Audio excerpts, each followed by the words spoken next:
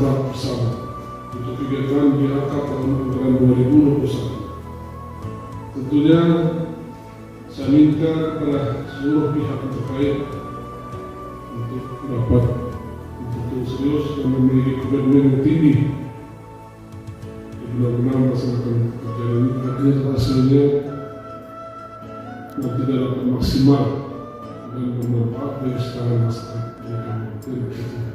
Akhirnya dengan ucapan Bismillahirrahmanirrahim, acara pernikahan kontrak bersama kegiatan di akad tahun anggaran 2021 secara resmi kami nyatakan dibuka.